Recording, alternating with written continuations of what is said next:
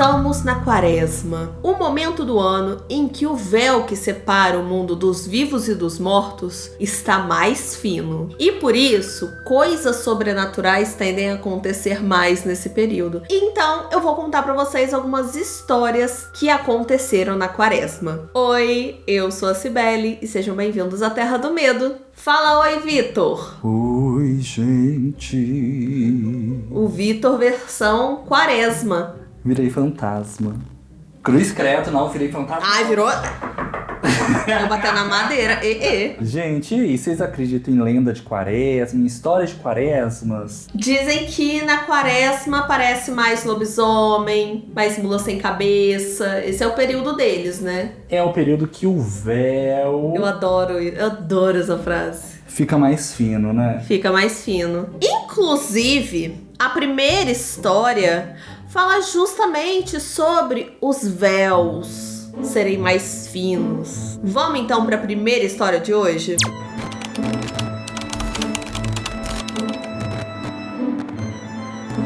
A gente tá na Quaresma e sabemos que durante esse período do ano aumenta muito a movimentação espiritual nesse plano. Muitos espíritos de vibração baixa são atraídos para a Terra, mas alguns espíritos de luz também vêm até o nosso plano para ajudar todo mundo. Ainda criança, eu comecei a ter algumas visões esquisitas durante o período da Quaresma. A primeira visão aconteceu quando eu tinha 7 anos. Eu tava indo pra escola. Eu sempre gostei de apreciar a paisagem, de olhar as montanhas. Só que nesse dia, enquanto eu tava ali olhando pra paisagem normalmente, igual eu fazia sempre, eu notei alguma coisa diferente. Eram linhas traçadas no horizonte. Algumas formavam quadrados e outras formavam círculos. Dali saíam e entravam algumas pessoas, alguns contornos que pareciam pessoas, e eles ficavam fazendo percursos por ali. Algumas sumiam no ar, outras entravam nessas aberturas, que são chamadas de portais. A minha irmã, que era quem sempre me levava na escola, estava comigo nessa ocasião. Eu, muito curiosa, perguntei para ela o que eram aquelas figuras, o que era aquele círculo, aquelas pessoas, e ela virou para mim incrédula, perguntando: que figuras? Que pessoas? No início ela pensou que era coisa da minha cabeça, sabe? Fantasia de criança. Ela contou pros meus pais e eles sentaram pra conversar comigo, tentando entender o que eu tinha visto. Eu expliquei pra eles com todos os detalhes o que eu tinha visto, as pessoas, as figuras, e eles chegaram à conclusão de que o que eu vi foram portais, que eles estão por aí no nosso mundo, mas que na Quaresma eles se tornam mais acentuados. Uma vez minha mãe e a gente estava indo na padaria e eu novamente vi esses portais. Eles não estavam tão altos, estavam tipo a alguns metros de altura da gente. Figuras caminhando no espaço, alguns indo, alguns voltando. Eu falei pra minha mãe e apontei pro portal pra falar que eu tava vendo. E eu percebi que algumas dessas figuras percebiam que estavam sendo vistas, enquanto outras só seguiam o rumo. Teve um dia que eu estava sentada na calçada de casa quando eu vi um desses portais se abrindo.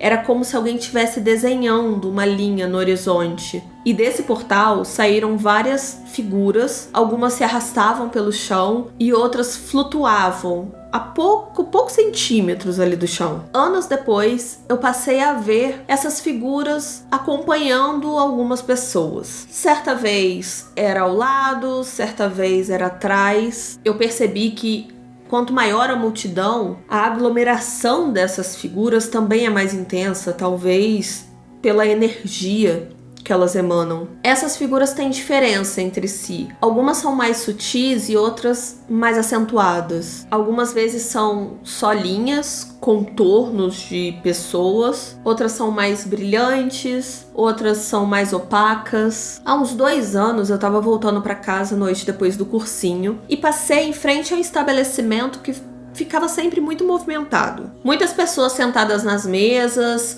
outras pessoas estavam em pé, parecia uma festa. Eu observei várias dessas figuras suspensas no ar, outras saindo do chão, outras passando entre as pessoas que estavam naquele estabelecimento. Nem todas as figuras parecem me ver, só que quando elas me veem também elas não parecem se importar, mas eu tenho certeza que algumas percebem que eu tô olhando, porque eu sinto que eu tô sendo observada. Hoje, mais de 20 anos depois do meu primeiro avistamento, eu continuo vendo essas figuras. Elas são mais frequentes no período da quaresma, mas não é só nesse período que eu vejo elas.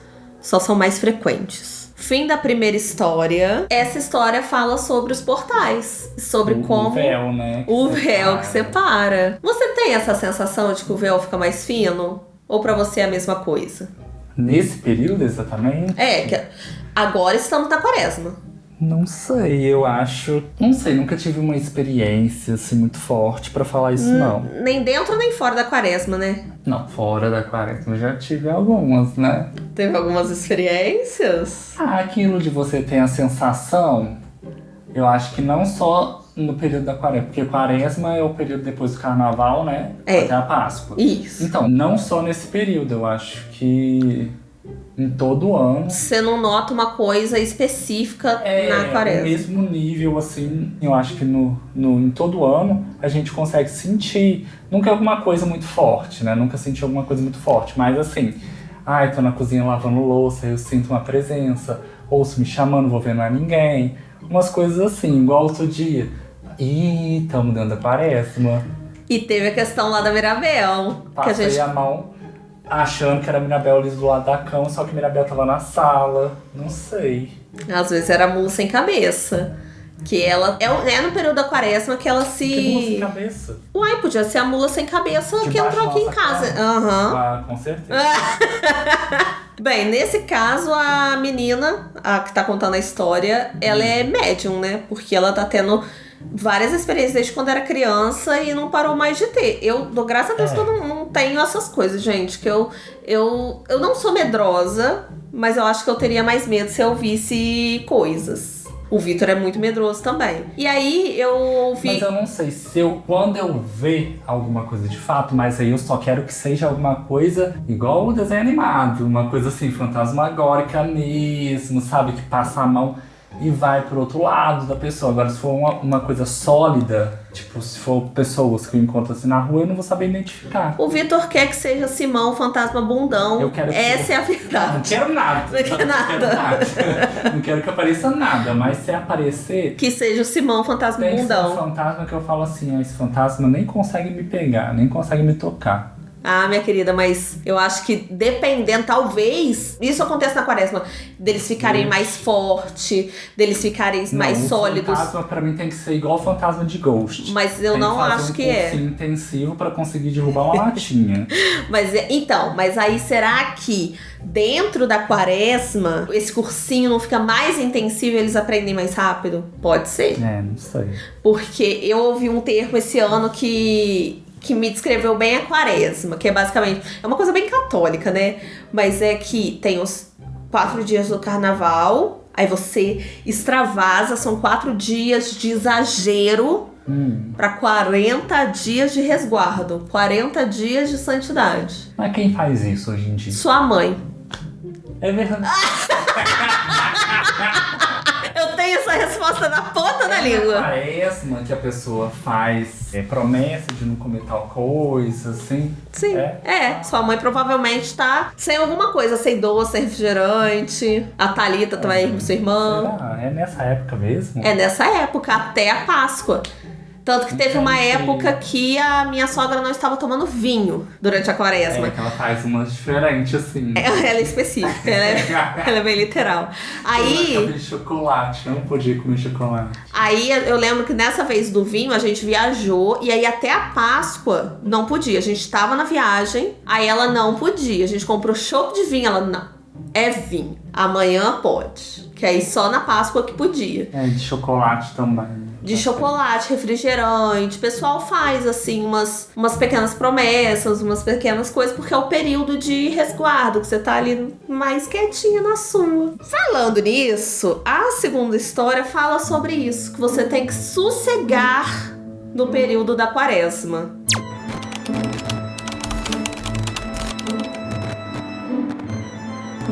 Há mais ou menos uns 30 anos atrás, no período da quaresma, eu fui morar com a minha mãe no sul de Minas. A cidade é pequena, aquela típica cidade em que todo mundo se conhece, todo mundo sabe de todo mundo, e é claro que, como toda boa cidade pequena, tem as suas próprias histórias. Lá no bairro da minha mãe, inclusive, tinha uma história que os moradores iam espalhando, assim, que muito se ouvia falar, que na rua dela, mais especificamente, durante o período da quaresma, descia um coro de boi pela rua dela, assim, sozinho, sem ninguém puxando. A impressão é que tinha alguém ali guiando esses bois, mas você olhava e não via nada. Você só via aqueles bois sendo arrastados, caminhando, virava a esquina e sumia e ninguém via mais nada. O barulho era muito alto, você conseguia ouvir o casco dos bichos, mas quando colocou paralelepípedo na rua, o barulho ficou muito mais alto, porque antes o chão era de terra batida. Bom, mas o que aconteceu comigo?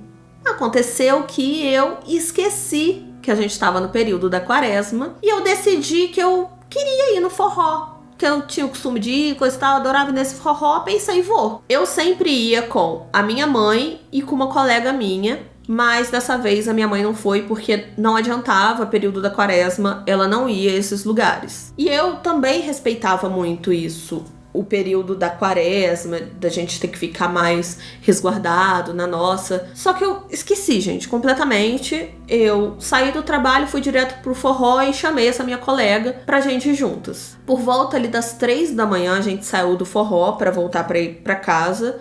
E ela morava na exata mesma rua que eu, sendo que era uma ladeira a rua. Eu morava no pé da ladeira e ela lá em cima. Então, a gente chegava, eu ficava no meu portão e acompanhava ela subindo na ladeira até ela chegar na casa dela, abrir o portão e entrar. Depois eu entrava na minha casa. Geralmente, eu batia no portão lá de casa, que era um portão de ferro, que faz muito barulho, ou na janela, que também era de ferro, fazia barulho, e minha mãe sempre teve o sono muito leve. Qualquer coisinha acordava ela. Então, eu batia, ela acordava e vinha abrir pra mim. Geralmente, a minha mãe saía a tempo de nós duas ficarmos acompanhando a minha amiga terminar de subir a ladeira. A gente esperava juntas a minha amiga entrar na casa dela e tal, a gente dava tchauzinho e a gente entrava também. Só que nesse dia foi diferente. Eu batia no portão e minha mãe não saía pra abrir pra mim. A minha amiga chegou no portão dela e ficou em pé esperando pra ver se minha mãe ia abrir. Só que eu dei tchau, falei assim, não, pode entrar. Eu fiz gesto pra ela entrar dentro de casa, dei tchau e ela entrou. Eu continuei a bater, gente, nada. E começou a vir coisa na minha cabeça, né? Comecei a pensar as piores coisas. Pensei, pronto, minha mãe morreu. É, uma senhora com certeza tá morta lá dentro. Eu olhei no relógio e já eram tipo 4 da madrugada e eu já tava em completo pânico. Foi quando eu escutei muitas pedras de brita na minha rua de paralelepípedo e o barulho era muito alto. Eu achei estranho porque a casa da minha mãe tinha 2 andares, as casas vizinhas eram todas baixas e não tinha nenhum terreno baldio ali por perto. Então, não justificava esse monte de pedra brita caindo, sabe? O pior é que, pelo barulho, eu conseguia sentir as pedras caindo no chão de paralelepípedo. Só que eu não via nenhuma. Era horripilante e não tinha uma viva alma naquela rua. Eu comecei a entrar mais ainda em pânico. Eu gritava a minha mãe, ela continuava não ouvindo. Os seguranças da companhia de água, que ficava coisa de 200 metros da minha casa também,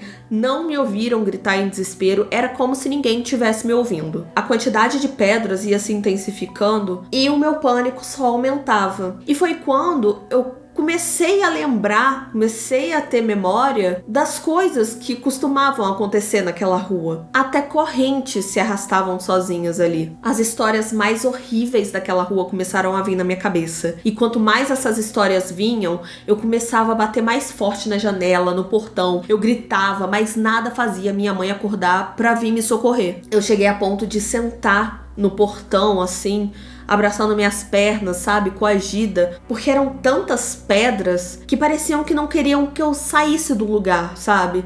E eu fiquei ali, sendo atacada por coisa de 40 minutos. Muito tempo. Até que o ataque parou, eu bati de novo na janela e eu ouvi a minha mãe gritando lá de dentro: "Peraí, já vou."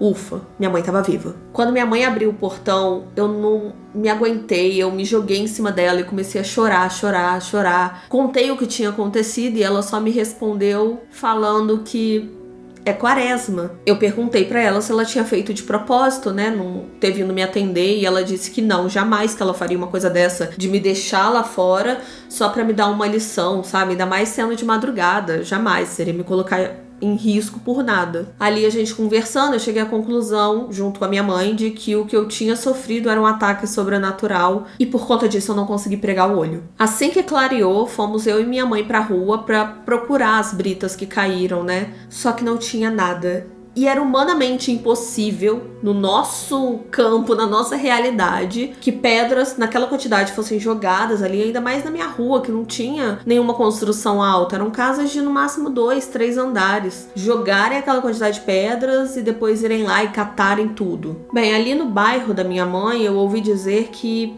era uma grande fazenda, que tinham muitos escravizados e que se tornou uma cidade pouco tempo depois que foi abolida a escravidão. De verdade, até hoje eu não sei explicar direito o que aconteceu ali comigo. Eu cheguei a conversar com umas pessoas que moram ali naquela rua também, e elas já relataram ter passado por coisas parecidas durante a quaresma. Coisa de gente tentando abrir a porta de casa e a chave não girava, ou então não achava a chave dentro da bolsa, ou não conseguia girar a maçaneta. Alguma coisa acontecia que a pessoa não conseguia entrar em casa até o final do ataque. E detalhe, somente casas de beira de rua, assim, tal qual era a minha. Sinistra a situação inteira, mas eu aprendi uma coisa com essa situação. Tem lugares que tem certas energias que a gente só entende quando vivencia. Fim da segunda história. Eu não entendi uma coisa nessa história. O quê? Eu não sei se tinham pedras de verdade. Será que eu sou burra? Se eu não me engano, a gente já leu essa história lá no Terror na Esquina, tá, gente? Mas a minha memória é muito ruim, então pode ser que eu tenha opiniões completamente diferentes, porque é assim que acontece. Ai, eu fiquei imaginando, igual aquele vídeo que a gente viu de pegadinha, que o assassino tá vindo correndo atrás, assim, e a pessoa fica com a chavinha pra entrar dentro de casa. Ai, vocês já viram esses vídeos, gente? Eu vou colocar aqui um trechinho. Mas é das pessoas indo correndo e o assassino indo atrás. Mas assim, né? De brincadeira, tipo, uma empresa fez isso. Eu ficaria agoniado. Sim. Também, assim, que essa sensação é horrível. Eu acho que, assim, pelo que eu entendi, não tinha brita nenhuma, porque provavelmente o barulho, ela entendeu que era brita caindo, porque era um barulho muito forte de coisas caindo, só que na verdade, na minha cabeça, no meu entender, na minha concepção, eram aquele couro de bois que passava na rua. Né? Que o pessoal falava que tinha um barulho muito alto por causa do paralelepípedo. E aí você vai ouvindo, né, a patinha lá do boi. É casco que fala também quando é boi? Casco. Tipo, cavalo eu sei que é casco. Eu acho que é casco também. Aí ouvindo aquele, sabe, só que vários ao mesmo tempo. Eu acho que foi isso, né? Mas aí fala muito sobre isso, de você se resguardar na quaresma. Não pode ficar saindo, não pode ir em balada. Gente. Quem faz aniversário na quaresma não pode sair pra beber em casa. Eu comemorei em casa. A gente nem saiu esse ano, só veio sua família pra cá. A gente não fez farra, só veio aqui e a gente comeu uns penduricalhos. Penduricalhos é ótimo, nem faz sentido. Mas geralmente eu saio. Eu também não sou baladeira, mas no meu aniversário. Geralmente a gente vai pra barzinho, assim, coisa, né? Geralmente a gente vai pra um barzinho, vai comer um lanche, vai no rodízio de pizza. Certo, então, aí, ó. Esse ano, porque nem sempre meu aniversário é na quaresma. Ano passado não foi. Por exemplo, esse ano foi. E esse ano eu não fiz nada, fiquei em casa. Será que foi proposital? Fica aí pra vocês descobrirem, mas eu não fiz nada esse ano. Mas a menina não descobriu o que era, então. Não descobriu o que era, elas só chegaram à conclusão de que era um ataque sobrenatural, porque ela saiu pro forrozinho. Foi relar uma coxa na quaresma, meu amor. Aí passou por um perrengue. Vamos então para a terceira história desse vídeo.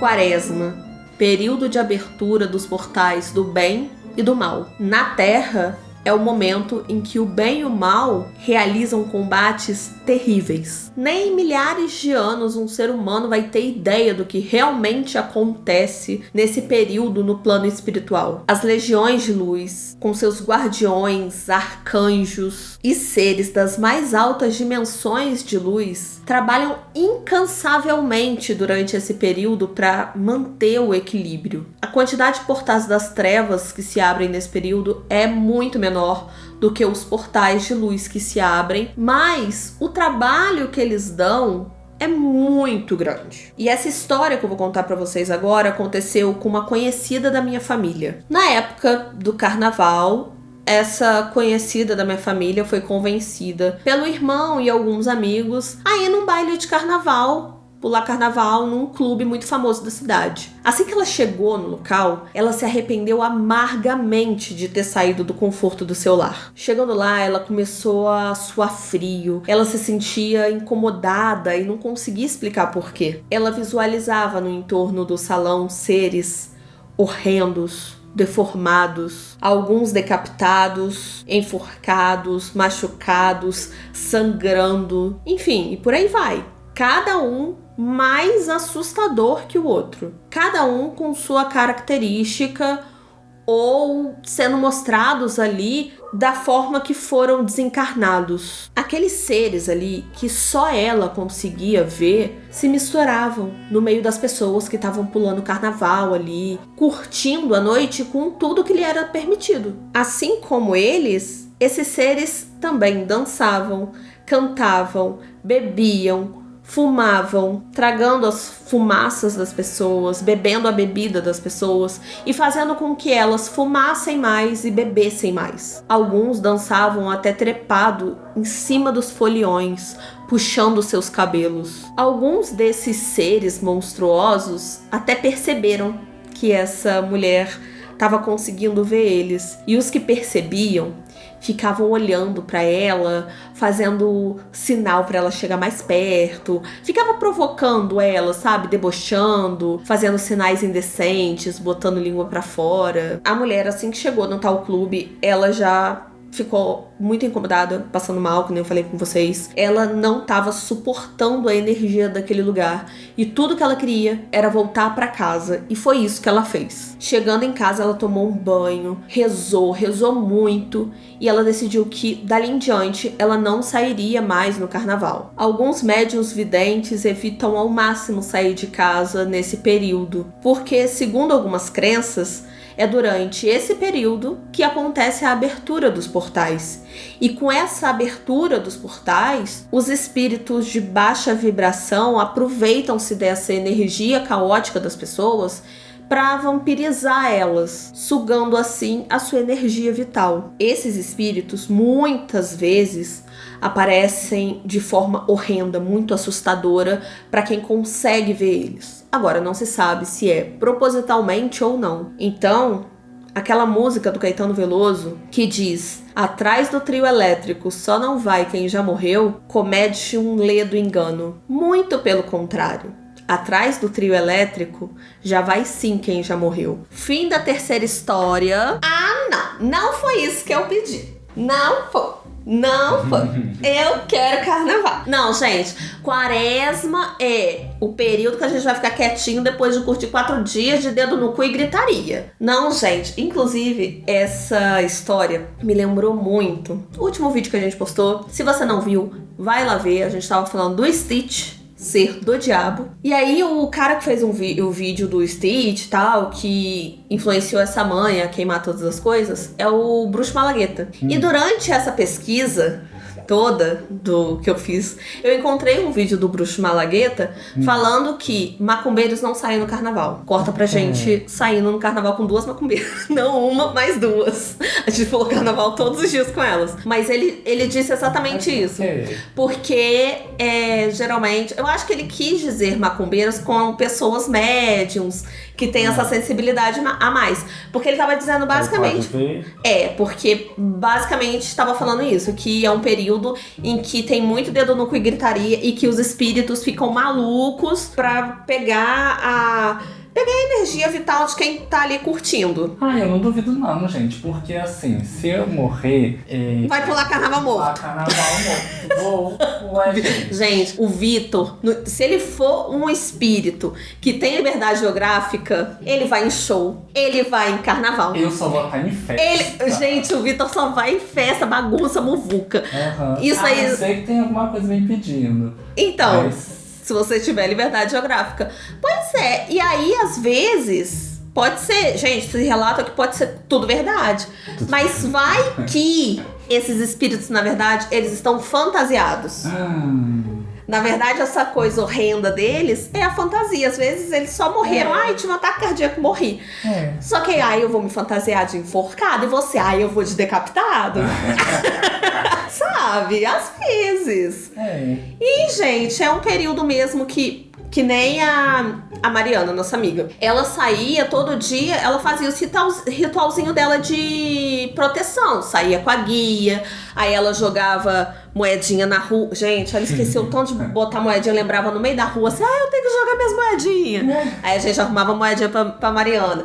Então, assim, eu acho que você pode curtir o carnaval seguindo ali as suas crenças. Aí você se protege do jeito que você conseguir se proteger, gente. Mas se existe a quaresma, tem que existir o dedo no cu e gritaria no carnaval. Concorda, Vitor? Porque senão você vai ficar 40 dias de resguardo pra quê? É 44 dias de resguardo? Pra nada. Pra nada, gente? Não. Tem que ter a festança. Tem que ter a festança. Eu voto para os espíritos fantasiados. Eu também vou me fantasiar quando eu for um espírito. Pra sair do carnaval. Vamos então para a última história, que é pequenininha, mas é aquela que tem um sabor, gente. Vai ter... Faltou a história de lobisomem, gente. Eu não peguei a história de lobisomem. O que é a quaresma sem lobisomem, não é mesmo? Quem sabe a gente vem com uma parte 2. Depende se vocês gostarem, tá? Porque eu adoro histórias de quaresma. Inclusive, se você tiver história de quaresma aí pra mandar pra gente contar aqui, manda pro contato na terradomedo@gmail.com, que se tiver histórias suficientes, a gente faz uma história dos inscritos especial de quaresma, que nem a gente já fez aqui, ficou muito legal. Manda pra gente sua história, tá bom? E aproveita, blitz dos comentários, gente. Acabei de lembrar, eu esqueci até agora. Se você não comentou até agora, já tá errado mesmo. Comenta aqui qualquer coisa, tá? Comenta o que você quiser, comenta um coraçãozinho. Vamos então para a última história.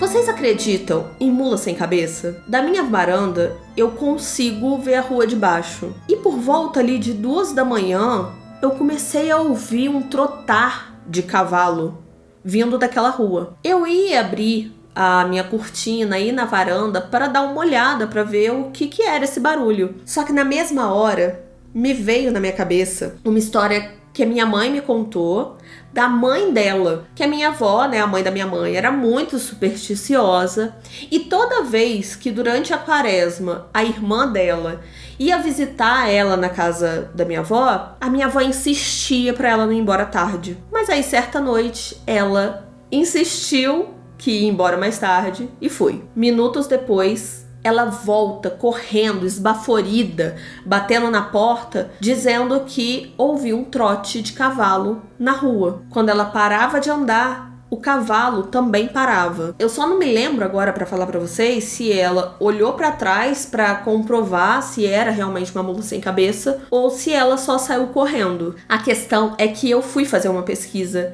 e realmente a mula sem cabeça tem o costume de aparecer durante as sextas-feiras da quaresma. E foi aí que eu dei graças a Deus por não ter aberto a minha janela da varanda, porque não é comum cavalo ficar andando 2 horas da manhã, ainda mais na minha rua, que é raríssimo o cavalo passar durante o dia, quem dirá de madrugada. Fim da última história, uma história curtinha, não é mesmo? Só pra dar um gostinho. Ai, gente, eu queria ter mais histórias de mula sem cabeça pra contar aqui. Mula sem cabeça, boto, história de lobisomem. E eu queria que fosse história dos inscritos. Mas assim, isso depende de vocês terem passado por essas situações, né? Vocês não vão tirar do cozinho. Não é uma coisa que se vê todo dia.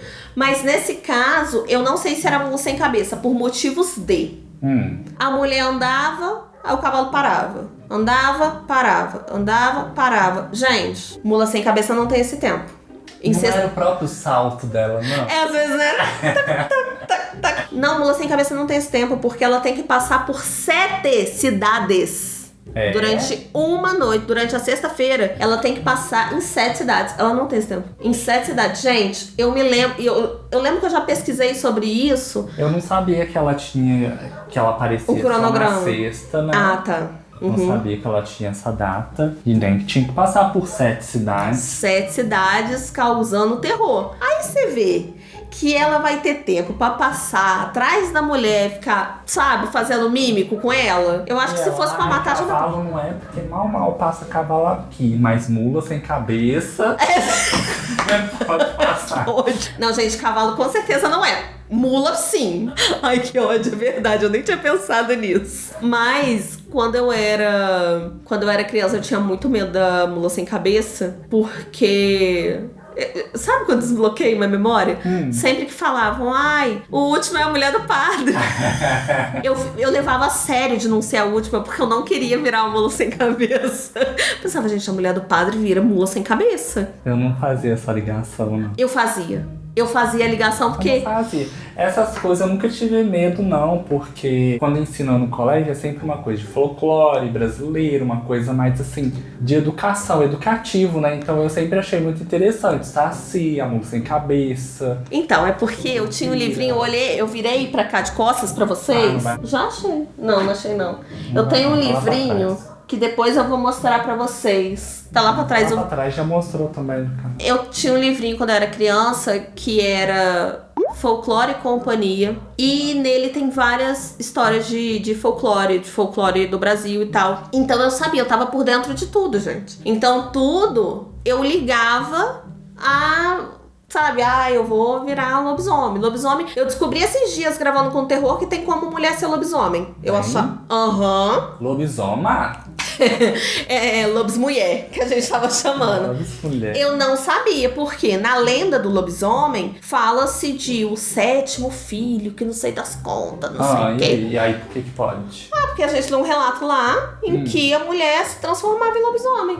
Mentira. Nossa, Vitor, que horror! Moleque. Cadê a mulher? Eu quero ver ela aqui na minha frente se transformando. Ai, mas imagina se aparece mesmo uma lobismulher se transformando na sua frente. O feminismo no lobisomem. É verdade, Vitor. Você acha que mulher não conseguiria... Não pode. Lugar de mulher é onde ela quiser, meu querido. Até virando lobisomem. Até virando lobisomem, meu amor. Sério. Manda pra gente suas histórias de quaresma, suas histórias de folclore. Manda suas lendas locais da sua cidade, que a gente adorou ler no último História dos Inscritos. Contato na terradomedo@gmail.com, tá bom? Eu vou deixar aqui 2 vídeos. Eu tô aqui a ponto pra vocês. Eu vou deixar aqui 2 vídeos pra vocês continuarem maratonando este canal. Eu espero que vocês tenham gostado do vídeo. Um beijo e até a próxima. Tchau, gente. Tchau.